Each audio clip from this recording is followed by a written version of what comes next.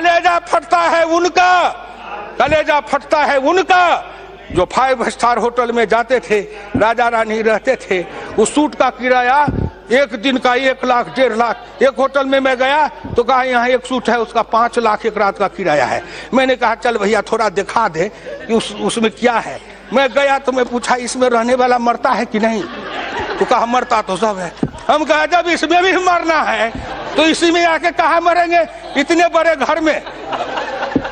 बाप को उनकी चिंता है जो 45,000 के बोतल का शरबत पीते हैं, उनका क्या होगा? अरे उनका क्या होगा? बहुत मौज उड़ाए हो, बहुत मस्ती किए हो, देश का खजाना लूटे हो, लुटवाए हो, बांट करके खाए हो। नरेंद्र मोदी आएगा, ऐसा ताला लगाएगा कि सबका दिवाला निकल जाएगा। गांव गरीब किसान मजदूर खुशहाल और अमीर बन जाएगा। उसके बेटे के चेहरे पर लाली आएगी, उनके घर में खुशहाली आएगी। तरफ से बोल रहा हूँ, क्या आप उस निर्भीकता के साथ बोल सकते हैं? नहीं बोल सकते। Please look at the chair. Yes madam, आपसे मैं प्रार्थना करता हूँ। अब आइए, मैं ज्यादा समय नहीं लूंगा। अनस्किल्ड लेबर हो, किसान अनस्किल्ड लेबर है और बाकी लोग स्किल्ड लेबर हैं। मैं एक बार अपने खेत में हल चला रहा था, मेरे गांव के बगल में डिफेंस का हवाई पट्टी है, जहाज उड़ रहा था, तो मैं रुक गया। मैंने सोचा ये ऊपर से कुछ बोल रहा है हवाई जहाज उड़ाने वाला, तो मैं अपने अंदर से कहा क्या बोल रहा है? तुम यही कह रहा है कि मैं टेक्निकल हूँ, हवाई जहाज उड़ा रहा हूँ। तू जा हवाई जहाज उतार के आ, अब मेरा हल का मूठ पकड़ के जोत के बता। हवाई जहाज उड़ाने में, हवाई उड़ाने में मैं नॉन टेक्निकल हूँ, हल चलाने में तुम नॉन टेक्निकल हो। दोनों का सौदा बराबर है। तेरी विद्या हम न जाने, मेरी विद्या तुम न जाने। आज किसान की बात करने वाले बड़े बड़े नेता हैं। वीरेंद्र जी उस दिन कह रहे थे कि उनके आगे में गाय या भैंस रख दीजिए तो भी नहीं पता लगेगा दूध आगे से निकलता है कि दूध पीछे से निकलता है। काली भैंस काली गाय में फर्क न करे। अच्छा जाबे जो किसानी की बात करते हैं, हम वो नेता नहीं है जो नाटक करते हैं। सिनेमा में एक हीरो आता है, हल चलाता है, कंधे पर जुआ रखता है, एक तरफ बैल को जोतता है और फटे कपड़े फाड़ के, जिस अच्छे कपड़े को फाड़ के लैला मजनू का खेल करता है। उसी तरह राजनीति में लैला मजनू का खेल है। फटा कपड़ा लेके मंच पर लोग दिखाते मेरा फटा है। अरे फटा है, लेकिन वो क्या दिखा रहे हो? बोलो ना, बचपन में क्या फटा था? हम तो बचपन में फटे कपड़े पहने थे।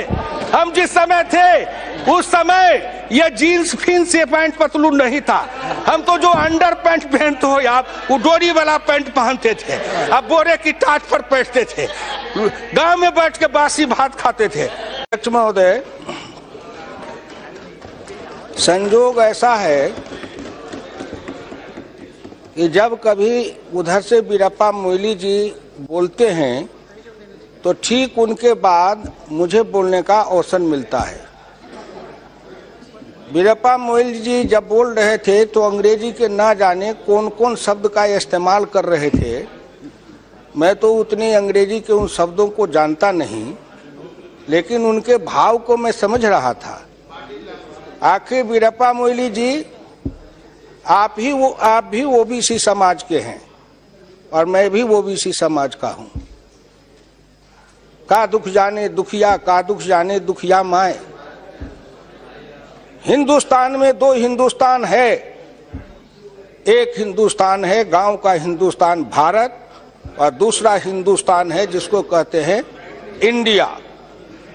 वीरप्पा मोइली जी, आप इंडिया से बोल रहे थे और मैं भारत से बोलता हूं। आप जब बोल रहे थे तो आपकी भाषा और आपकी भावना को हिंदुस्तान के मुट्ठी भर लोगों ने समझा होगा, और मैं जब बोलता हूं तो मेरा उत्तर प्रदेश बिहार तक के ग्रामीण क्षेत्र में काम करने वाली माँ बहन मजदूर किसान सब समझ रहे होंगे। और इस लोकसभा के चैनल से जब बातें प्रसारित होती है तो उन सब तक जाती है।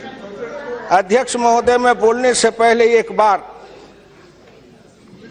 प्रार्थना करूंगा, या देवी सर्वभूतेषु मातृरूपेण संस्थिता, नमस्तस्यै नमस्तस्यै नमस्तस्यै नमो। आपने हिंदुस्तान के उस गर्भिणी माँ के बारे में कभी सोचा? नहीं नहीं, मैं उदाहरण देता हूं। मैं जिस समय अपने मां के पेट में था, उस समय मेरी मां को अगर दूध, दही, मक्खन, घी, मछली, मांस, अंडा, फ्रूट, क्या कहते हैं, ड्राई फ्रूट, फल, सब्जी भरपेट खाने को मिला होता तो शायद आज भी मेरा रंग रूप कुछ दूसरा हो गया होता। लेकिन चूंकि मैं उस मां के पेट से जन्म लेके आया हूं, जिसको भरपेट, जब मैं मां के पेट में था तो भरपेट भोजन नहीं मिला, आधे पेट खा के सोती थी, और कभी कभी मां के पेट में भी मुझे भूखा रहना पड़ता था। आपने सोचा, आपके दिल में कभी दर्द हुआ? नहीं नहीं। हम तो जेलों में, आपके राज में, जेल में जाते थे तो गाते थे, धनवानों के राजमहल हम गरीब को फांसी घर, हम चलो बसाएं नया नगर। मैं धन्यवाद देना चाहता हूं श्रीमान प्रधानमंत्री नरेंद्र मोदी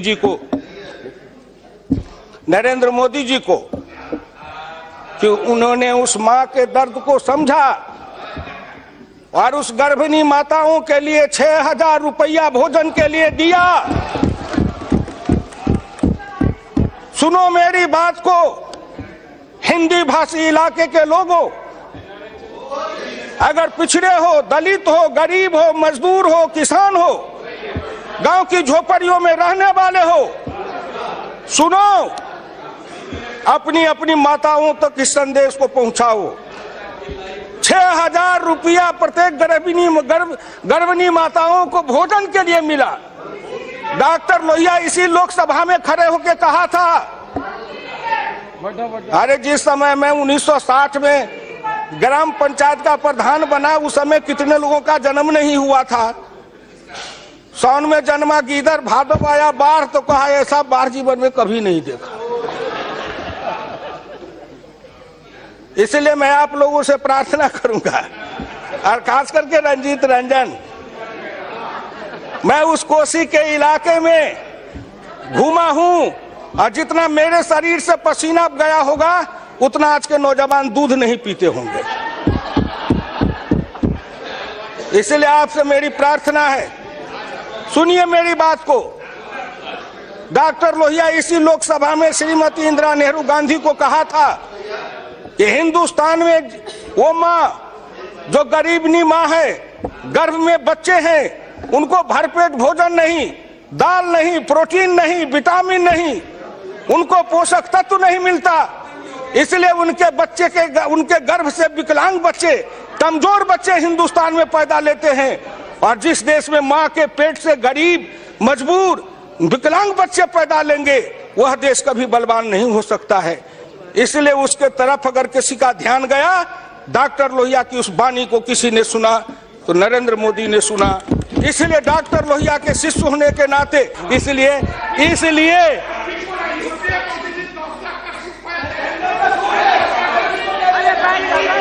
ठीक बात है,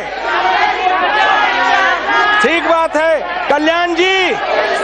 कल्याण जी, आप मेरी बात न समझेंगे, क्योंकि आप तो अच्छे वकील हैं, आप तो अच्छे वकील हैं ना।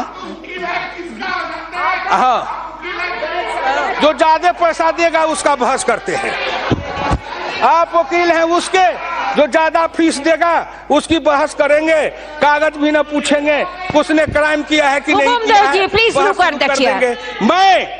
मैं अपनी बात समाप्त करते हुए कहता हूं, एक बात हिंदुस्तान के गांव, गरीब, किसान, मजदूर, पिछड़े, दलित, अल्प जितने लोग हैं सबके लिए किया। अंत में मोदी जी ने कहा सबका साथ सबका विकास, सबका साथ और सबका विकास। उस सब में कौन नहीं है? हिंदू है, मुसलमान है, सिख है, ईसाई है, गरीब है, अमीर है, पिछड़ा है, दलित है, सबका साथ सबका विकास। खेत में पानी, सबके खेत में पानी, हर हाथ को काम, सबके हाथ के काम, हर के चेहरे पर लाली, सबके चेहरे पर लाली।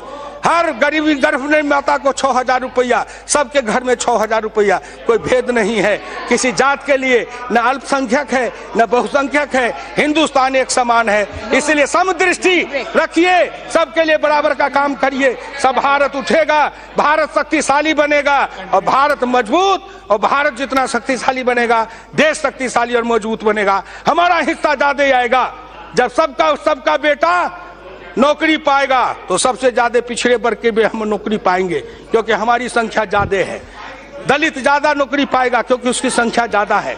जब सबका विकास होगा उसमें मेरी हिस्सेदारी ज्यादा होगी, जब सबका कल्याण होगा मेरी हिस्सेदारी ज्यादा होगी। इसलिए उस दृष्टिकोण से हम सोचते हैं।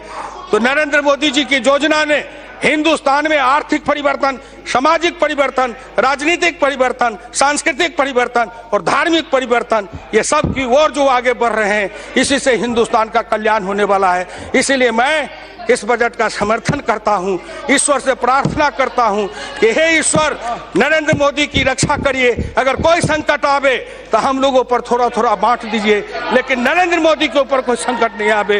वो गांव गरीब किसान का नयन का तारा है, हृदय का दिल का धड़कन है, उसकी रक्षा आप करना, जिससे वो आगे कुछ करके दिखाएंगे। धन्यवाद।